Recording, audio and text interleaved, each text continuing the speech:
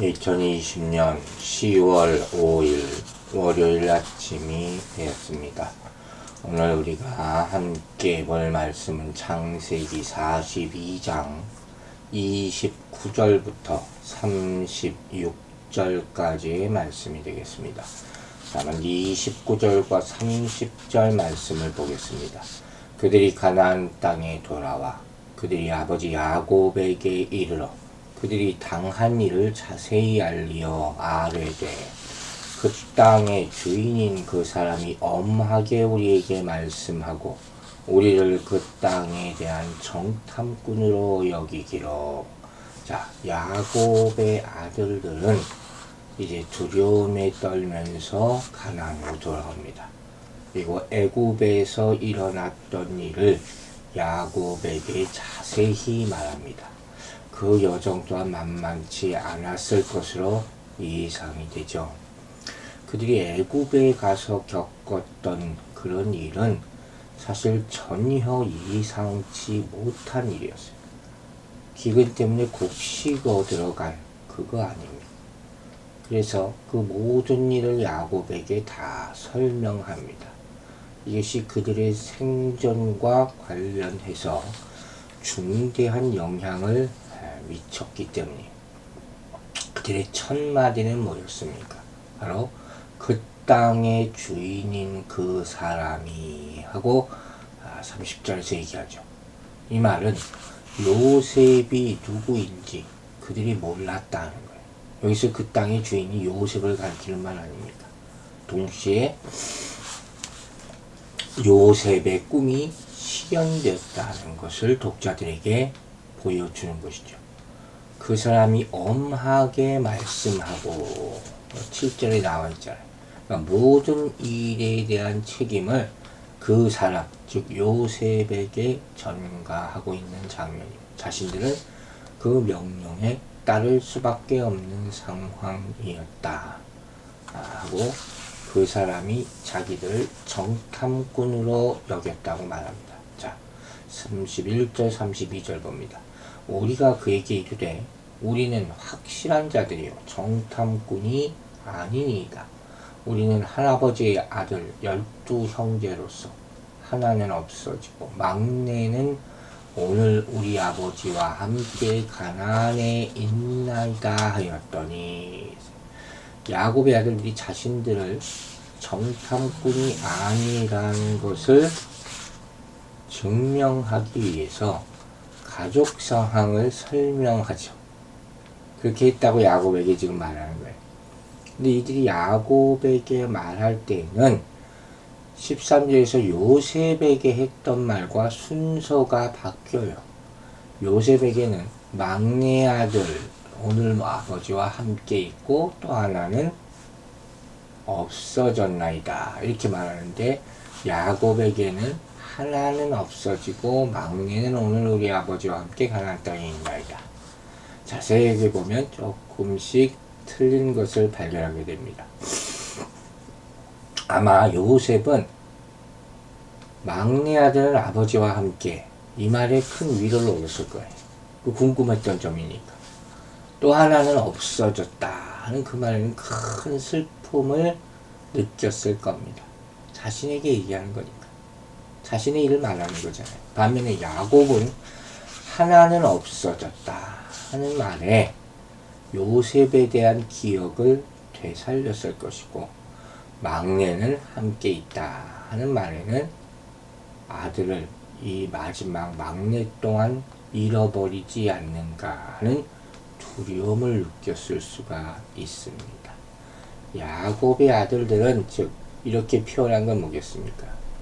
야곱이 가장 두려워하는 것을 뒤로 미룸으로써 그 충격을 좀 최소화하려고 했던 언어적인 그런 기술이라고 할 수 있겠죠. 사람에게 누군가에 말할 때도 좋은 것 먼저, 나쁜 것 먼저 이런 건 물어보잖아요. 그런 표현이라고 생각할 수가 있을 것 같습니다. 33절, 34절 봅니다. 그 땅의 주인인 그 사람이 우리에게 이르되 내가 이같이 하여 너희가 확실한 자들임을 알리니 너희 형제 중에 하나를 내게 두고 양식을 가지고 가서 너희 집안의 굶주림을 구하고 너희 막내 아우를 내게로 데려오라. 그러면 너희가 정탐꾼이 아니오 확실한 자들임을 내가 알고 너희 형제를 너희에게 돌리리니 너희가 이 나라에게 무역하리라 하더이다 하고. 자, 야곱의 아들들은 애굽에서 겪었던 일 가운데 일부를 지금 본문을 보면 의도적으로 생략합니다. 먼저 애굽 총리가 한 사람만 가서 막내 아우를 데리고 오고 나머지는 감옥에 갇혀 있으라. 먼저 이렇게 얘기했었잖아요. 이것을 생략하고 그들 모두 3일 동안 감옥에 갇혔던 일도 말하지 않으므로 아버지의 걱정을 줄여보려고 하는 거죠. 또 시몬이 옥에 갇힌 것은 말하지 않습니다. 너희 형제 중에 하나를 내게 두고 이런 식으로 완곡한 표현을 쓰는 거죠. 옥에 갇혔다고 하면 난리가 났을 거예요. 그냥 머무르는 것으로. 세 번째, 막내 아우를 데려오지 않으면 자신들을 처형하겠다 하고 했던 경고도 말하지 않습니다. 오히려 애굽에서 자유롭게 장사할 수 있게 될 것이라고 거짓말까지 꾸며댑니다. 네 번째, 집에 오기 전에 여관에서 돈을 발견한 것도 말하지 않습니다. 자, 아버지의 걱정을 좀 완화시키려는 이들의 행동을 볼 수 있죠. 이 전체적인 내용을 보면 요셉은 그의 형들을 시험하고자 엄하게 돼 있죠. 7절에서. 또 그들을 정탐꾼으로 몰기 시작하고 3일간 감옥에 갇히게 하고 결국은 시몬을 억류합니다.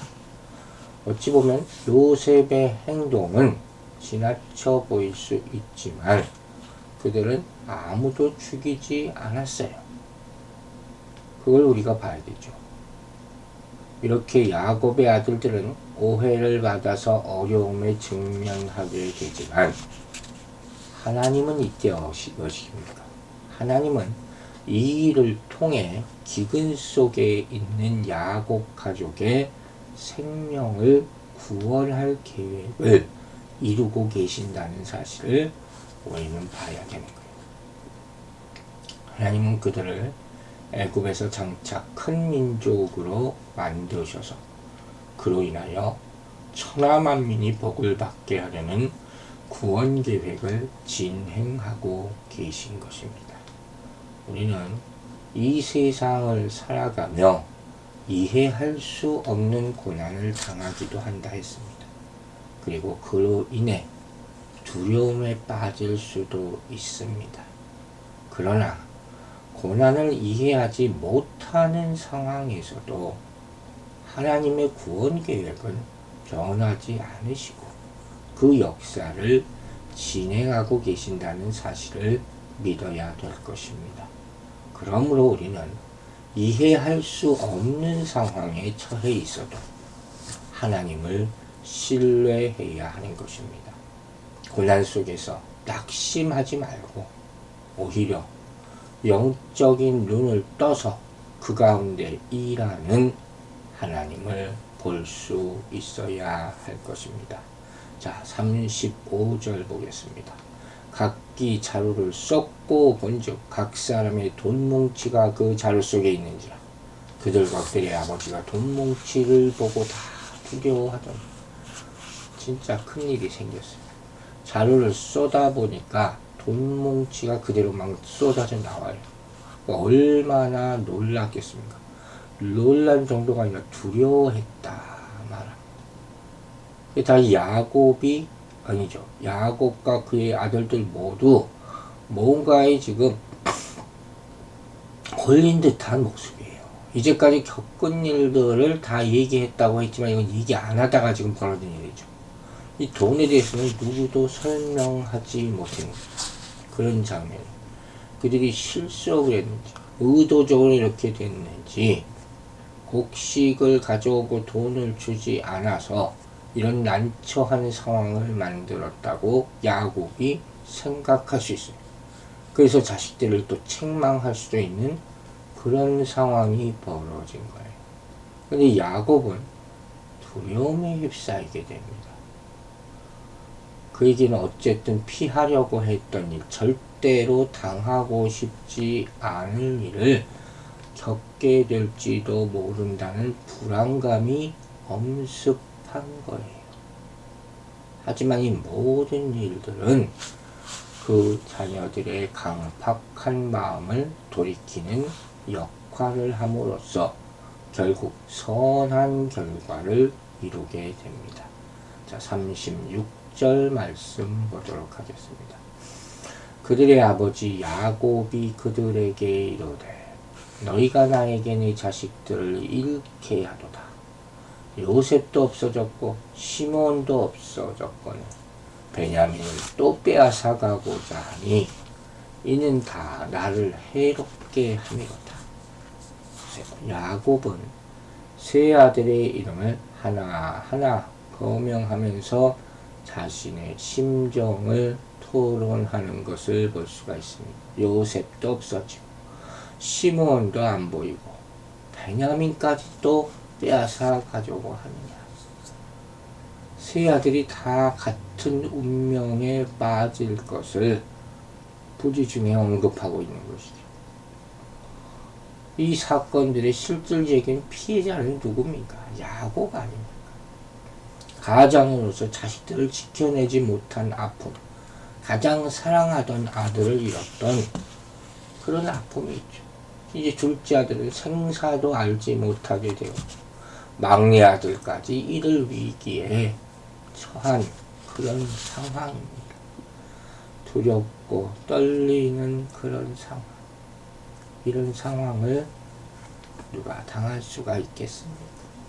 야곱은 처음 그의 아들들을 애굽에 보낼 때도 어떻게 했습니까? 베냐민에게 해가 미칠까 염려해서 보내지 않았었어요. 그때 야곱은 요셉의 실종 혹은 죽음이 다른 아들들에 의한 것임을 확신하지는 못했을지라도 어렴풋이 미심쩍게 생각하고 있었지 않습니까? 그런데 지금 시몬도 안 보이고 이유도 몰라요.